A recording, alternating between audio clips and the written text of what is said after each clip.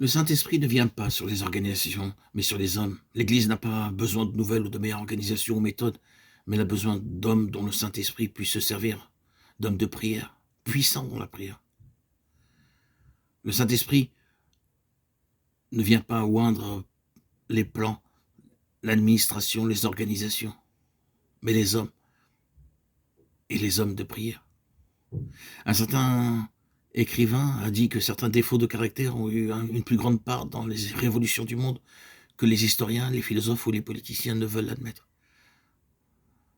Cette pensée peut être appliquée à l'évangile du Christ, au caractère et à la conduite des disciples du Christ. Elle s'applique encore davantage aux prédicateurs de l'évangile.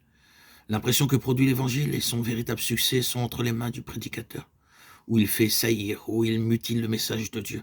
Le prédicateur est le canal d'or par lequel l'huile divine se répand. Ce canal doit être sans défaut et sans souillure, afin que cette huile puisse couler pure et sans entrave. C'est l'homme qui fait le prédicateur, Dieu doit faire l'homme. Le messager est, si possible, plus que le message. Le prédicateur plus que le sermon. Le prédicateur fait le sermon comme le lait de la mer et la vie même de la mer. Ainsi, ce que prêche, ce que donne le prédicateur, c'est sa substance même. Le trésor est dans des vases de terre qui peuvent le décolorer et le modifier. L'homme tout entier est exprimé par son sermon. Celui-ci dure 1 heure à peine, mais il est la manifestation de la vie. Il faut 20 ans pour faire un sermon parce qu'il faut 20 ans pour qu'un homme soit accompli. Le vrai sermon sort de la vie. Plus un homme grandit, plus le sermon grandit.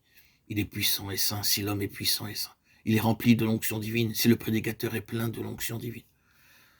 Paul disait « mon évangile ». Ce n'est pas qu'il l'eût déformé par des idées personnelles ou par une sorte d'égoïsme, mais l'évangile avait pénétré Paul et devait être mis en relief par les traits de son caractère, par son énergie puissante, violente, par son âme ardente.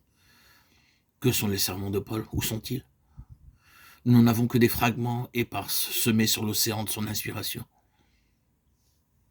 Mais Paul, homme plus grand que ses sermons, vit en entier dans la formation de ces églises primitives.